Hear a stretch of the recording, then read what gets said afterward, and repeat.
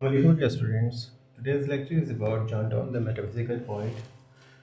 First, we will be talking about his life, and then we will be talking about his work and his contribution to the literature. So, उसकी life के बारे में अगर हमने जाना है तो सबसे the most important thing that he was a Catholic and यहाँ पर जो टाइम पीरियड था इसमें कैथोलिक के लिए there was no room for the Catholic. तो इस वजह से वो बहुत सारी चीज़ों से महरूम हुआ था and he was deprived of many things. He was a son of a rich iron merchant और उसके बाद at the time when the merchant of England were creating a new and higher kind of a princes and things, so he belongs to a very higher class family at the starter, but later on his father's side he came from the old Welsh, जो Welsh families थी Anglo sections. अगर हम genealogy को देखते हैं तो जो Welsh side से जो लीनिएज आ रहा है, जो जीनियोलॉजी थ्रू है, तो उस साइड से जॉन डॉन का ताल्लुक था। और इस तरह से उसकी माँ के साइड से हमने पहले पढ़ा था Thomas Heywood and sir Thomas More the Utopia, जिसने 1516 में यूटोपिया लिखी थी। तो उसका ताल्लुक इस ख़ानदान से था, थॉमस मोर के ख़ानदान से था। फैमिलीज जो थी एज आई सेड के कैथोलिक्स थी। और इसकी जो in his early life the persecution was brought near, क्योंकि यहाँ पर प्योरिटन्स एज था एंड कैथोलिक को बर्दाश्त करना ऑलमोस्ट ये नामुमकिन था लोगों के लिए। तो इस वजह से जो एबिलिटीज़ थी जॉन डॉन में, या फिर जो खासियत क्वालिटीज़ दी थी खुदा ने उसको, तो वो सही तरह से उसके लोगों ने उसको अप्रिशिएट नहीं किया। और ना ही उसकी जो बेसिक जो चीज़ें थी, जो एजुकेशन के हवाले से अगर हम बात करते हैं, तो ना उसको वो भी नहीं मिली, ना ही उसको ऐसे डिज़ायरेबल जॉब्स मिले जो इंसान की जो एक सोच होती है, एक ख्वाहिश होती है, just because of his religious belief कि उसको टारगेट कर दिया गया था। तो उसका इसका एक भाई था, वो भी he died in a prison, वो भी जेल में मर गया था। और इसके अलावा उसकी अपनी एजुकेशन एज आई सेड कि could not be continued in Oxford and Cambridge, क्योंकि उसको कैथोलिक की वजह से उसको बैरिट कर दिया गया था, मना कर दिया गया था, उसको महरूम कर दिया गया था। और ये एक्सपीरियंस जो थे generally set a man religious standard for life. But presently John Donne as he studied law, उसने लॉ को पढ़ा, लॉ को उसने डिस्कस किया एट लिंकन इन। और इसके अलावा he was investigating the philosophical ground of faith. He was the man who investigate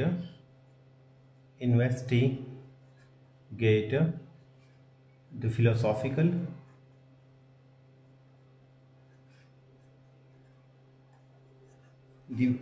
the philosophical grounds of all faith. He was the man वो ये कर रहा था of all the faith। तो इसके अलावा उसने ग्रेजुअली लेफ्ट द चर्च, उसने चर्च को भी छोड़ा क्योंकि जहाँ पर वो पैदा हुआ था। एंड उसने चर्च के स्पेसिफिकली कैथोलिक चर्च के जितनी भी डोमिनेशंस थे उसको रिनाउंस्ड कर दिया, उसको मानने से इनकार कर दिया। और उसने सिर्फ अपने आप को क्रिश्चियंस कहलवाना पसंद किया कि that I am a Christian and I have no other faith. I'm not a Catholic, nor a Puritan, nor anything else, but I'm simply a Christian man and having a Christian beliefs only. So क्योंकि बाकी जो चीज़ें थी जो sect से हो तो इंसानों की बनाई हुई थी, इंटरप्रिटेशंस थी, and he believes that only the Christianity is the religion of the God. तो ये उसका मानना था। और इसके साथ साथ वो पोइट्री भी करता रहा और उसने ही शेयर हिज वेल्थ। इसके साथ साथ कि वो उसकी जो अपनी जो दौलत थी या जो भी पैसे थे उसके पास, वो गरीब लोगों में, कैथोलिक्स उसके जो रिलेटिव्स थे उसमें वो बांटता रहा। इसलिए हम कह सकते हैं कि he was a so generous man, बहुत ही ज़्यादा जनरस इंसान था। और इसके अलावा फिर उसने 1996 में वो एक्सपीडिशंस भी गया और उसके अलावा कई और जगह पर गया, फिर समंदर में भी गया, वहाँ पर उसने कैंपिंग की और उसने बहुत सारी पोइट्री लिखी। तो जब उसका जो सी का जो एक्सपीरियंस था, उसमें जो सबसे पहला जो पोएम उसने जो शुरू किया था, उसको हम कहते हैं द स्टॉर्म एंड एक लिखा था उसने द स्टॉर्म और दूसरा लिखा था द काम। तो ये दोनों पोएम उस टाइम में लिखे थे, ये तकरीबन अराउंड 1596 एंड 1597 में उसने ये लिखी थी, जब वो एक्सपीडिशंस पे था सी में, और जहाँ जहाँ पर वो कैंपिंग करता था और वो जा रहा था। और इसके अलावा फिर उसने बाकी जो यूरोप के जो पार्ट्स थे, यूरोपियन पार्ट्स थे, मतलब for 3 years he travelled in the different European country and occupied himself with the study and poetry। जब उसका ये दौर ख़त्म हुआ एंड रिटर्निंग होम वापस आ रहा था, he became secretary to the Lord Egerton. उसके बाद उसको एक जॉब मिल गई और उस जॉब वो क्या बना कि वो सेक्रेटरी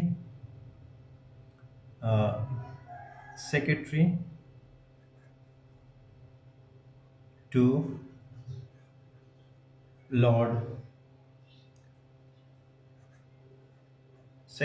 लॉर्ड इगर्टन, उसको ये बना। और इसके अलावा फिर लेकिन यहाँ पर एक अजीब सी चीज़ हुई, ही fell in love,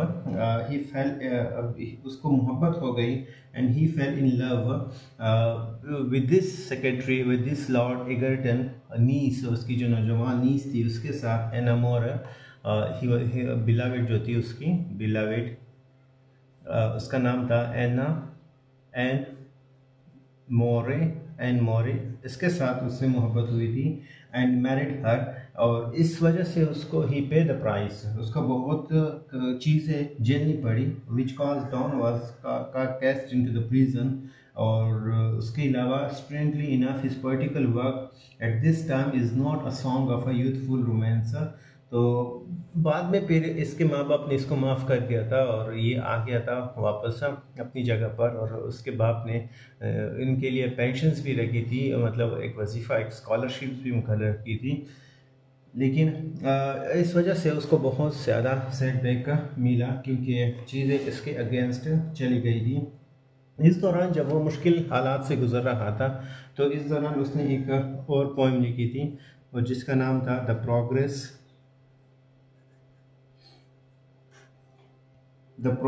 of the soul. तो उसने ये लिखी थी एन स्टडी ऑफ ट्रांसमाइग्रेशंस।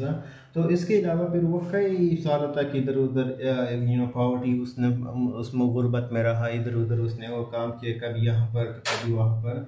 लेकिन जब इसके माँ बाप ने अपनी बेटी को माफ़ किया, तो वो उनकी ज़िंदगी में थोड़ा सा कंफर्ट आया, उनकी ज़िंदगी में थोड़ा सा आराम आया। लेकिन ये भी टेम्प्रेरी था, क्योंकि बहुत जल्द इस लड़की की डेथ हो जाती है, और ये फिर अपने बच्चों के साथ, तकरीबन 12 बच्चे होते हैं इसके ऑलमोस्ट। तो इसके सॉरी 7 बच्चे होते हैं इसके। तो 7 बच्चों के साथ कभी इधर कभी उधर, और कभी प्रीचर बन जाता है। तो इस क्योंकि उसका जो उसने जो अलाउंस, उसके फादर ने, इस लड़की के फादर ने जो वो अलाउंस देता था मंथली, वो बंद कर दिया जब उसकी बेटी की डेथ हो जाती है। और उसके बाद फिर जॉन डॉन जो था वो प्रीचर बन गया, और उसने सिर्फ इंटेलेक्चुअल, उसके जो इंटेलेक्चुअल फोर्स जीनियस थी, उसने क्या किया कि उसने इन द नेक्स्ट ईयर्स में वो एक इंग्लिश का ग्रेटेस्ट प्रीचर बन गया था, और डीन ऑफ द एसटी। और उसके बाद फिर वो डीन ऑफ प्रीचर के साथ साथ वो dean of ST Paul's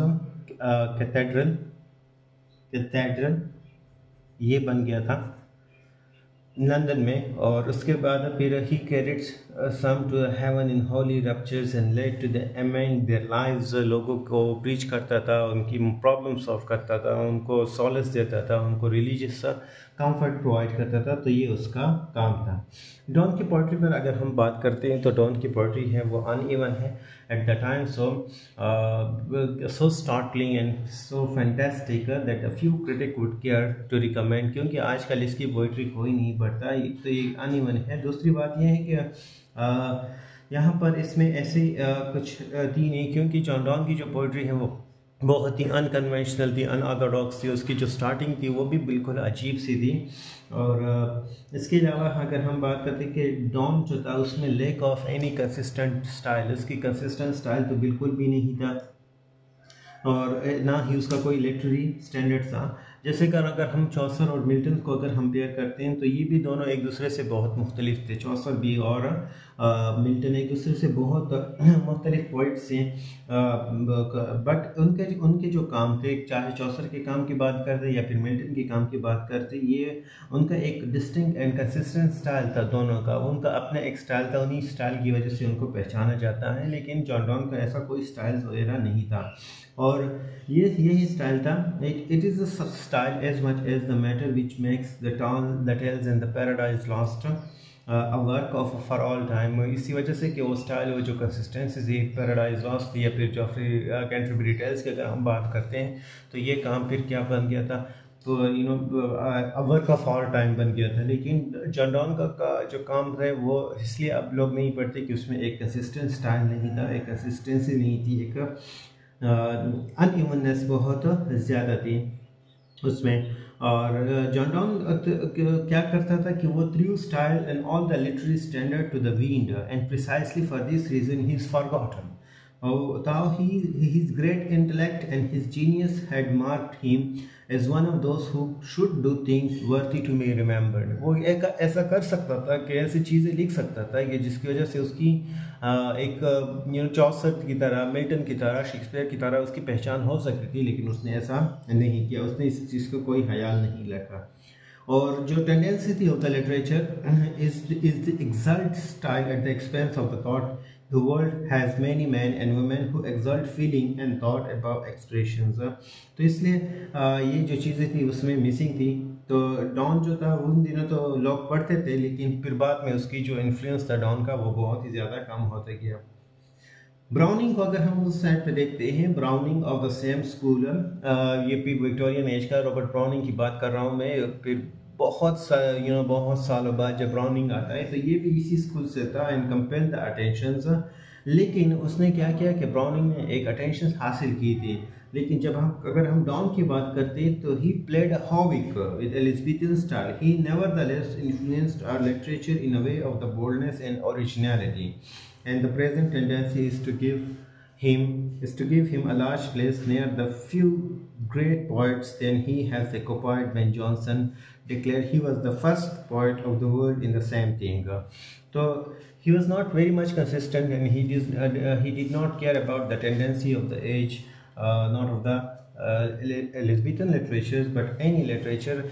We can compare Robert Browning to him, because Robert Browning came after so many years, but he was the person who grabbed the attention of the people, and for that grabbing the attention of the people he was remembered for all times, and he was one of the most influential Victorian poet as compared to John Donne. Although John Donne was a metaphysical poet, and meta means beyond and beyond the existence, and he uses many different type of conceit, and he gives a different kind of a things, like he talks about the love, he talks about the lust, he talks about even the religions, and the things that is in the thing that all encompassed in his life, जो वो सारी चीज़ें जो उसकी life में थी, he was talking about, and specifically for the love, and उसने बहुत ज़्यादा sonnets भी लिखे थे, and his sonnets are interesting, and but there is not once again there is not a consistent style, there is not a style even,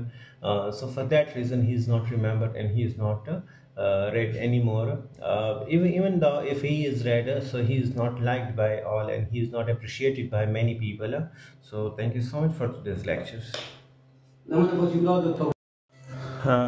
The next poet in the metaphysical realm, we have a George Herbert. And George Herbert was the person who got his education in Westminster School and Trinity College, Cambridge, and there he took the Holy Order, and he was considered to be one of the most influential metaphysical poet after John Donne. But there is a difference between him and John Donne, because John Donne used imagery, different kind of imagery, and his style was very precise and simple. So His famous poem, he wrote his famous poem which is called Temple. उसने एक and ये temple, ये वो poem था जिसमें उसने ही shows his zeal for the Church of England and concerned with the practical theology. He was not a person कि वो ऐसी चीज़ें लिखता that cannot be accepted by the mind, by the simple mind. लेकिन उसने जो चीज़ें जो प्रैक्टिकली हो रही थी इंग्लैंड में, उसने उसी चीज़ को फोकस किया। और उसके जो पॉइंट थे, in his point he was very much honest, intimate, sincere, and modest. Herbert was a careful artist and a precise and a very simple in his expressions. But yes, none of his poems were published in his lifetime. Uh, all of his work published posthumously, उसके मरने के बाद ही publish हुआ था। और उसका शुमार जो है जॉर्ज हॉबर्ट का शुमार किया जाता है मेटाफिजिकल पोइट्स में। एंड मेटाफिजिकल पोइट्स में उसको एक अपनी जगह है, उसकी अपना एक स्टैंडर्ड है। तो he was the man of dignity, and he was a very much influential poet of metaphysical poet. Thank you so much.